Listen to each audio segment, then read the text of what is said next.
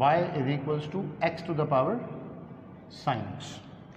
Single step करना है, single step. मैं सिर्फ आपको समझाने के लिए एक स्टेप एडिशनल कर रहा हूँ, और वो है अगर इसके ऊपर ln लगा लेते तो ये मेरे पास बन जाता ln y is equals to sine x, और इसके साथ क्या लग जाएगा ln x। तो अब आपको ये करके दिखाने की कोई ज़रूरत नहीं है। अब आपको पता है यहाँ पे u इंटू वी का फॉर्मूला लग रहा है। मैं direct dy upon D x लिखूंगा। अभी हमने डिस्कस किया यहाँ पर कि जब हम dy अपॉन डी एक्स लिखते हैं तो सबसे पहले लिखते हैं क्वेश्चन में क्या लिखा हुआ है x की पावर साइन x।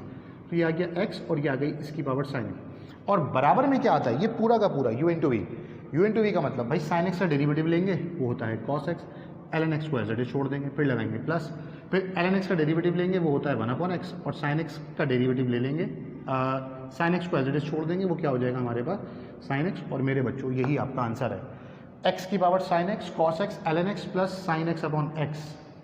यकीन नहीं आ रहा ना, ये इतना ही आसान है, इतना ही आसान। एक और देखते हैं ज़रा जल्दी से। हमने लिया एक सवाल y is equals to x to the power tangent x, ठीक है। जब मैं इसका dy अपॉन डी एक्स लिखूंगा, अब यहाँ पर से मेरे पास ना दो टर्म्स बन गई हैं, टेंजेंट x पीछे आ जाएगा और इसके साथ क्या लग जाएगा बेटे ln x, ये बन गया u इंटू वी। अब यहाँ लिखने की ज़रूरत नहीं है, dy अपॉन डी एक्स सबसे पहले मैं लिखूंगा question x to the power tangent x, okay, यहाँ तक की बात हो गई क्लियर। फिर मैं लिखूंगा क्या, टेंजेंट x का डेरिवेटिव जो कि होता है sec square x ln x को एज इट इज, फिर मैं लिखूंगा प्लस, फिर मैं लिखूंगा टेंजेंट x को एज इट इज, और ln x का डेरिवेटिव जब लिखूंगा तो वो होता है 1 अपॉन x, तो मैं इसके नीचे क्या लगा दूंगा x, दैट्स इट। यही का यही इसका क्या है मेरे बच्चे आंसर है। एक मरतबा अच्छे से बोर्ड को देख लें, हम मजीद कुछ क्वेश्चंस अभी करेंगे। बिना टाइम ज़ाया किए अब जल्दी से देखो। अब जिसको भी बात समझ में आ गई उसको तो मज़े आ गए उसके तो हमारे पास ये कंडीशन बन जाएगी।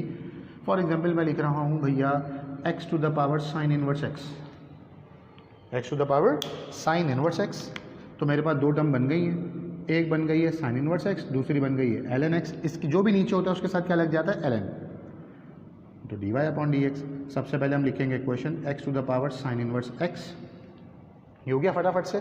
अब हमने क्या करना है, साइन इनवर्स x का डेरिवेटिव वो होता है 1 upon under root 1 minus x square, और ln x as it is, फिर लगाना है plus sine inverse x as it is, और ln x का derivative upon x, that's it. यही हमारा क्या है आंसर।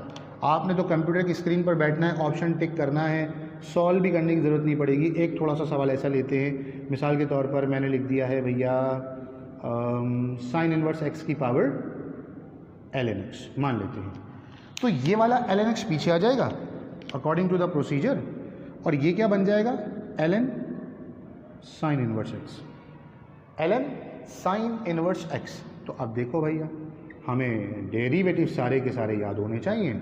जब हम ln x का डेरिवेटिव लेंगे, और सबसे पहले तो क्वेश्चन लिख देंगे sine inverse x to the power ln x, ये लिख लिया हमने क्वेश्चन। अब हम लिखेंगे ln x का डेरिवेटिव वो होता है 1 upon x, ln sine inverse x as it is, ये आ गया ln sine inverse x as it is, फिर प्लस।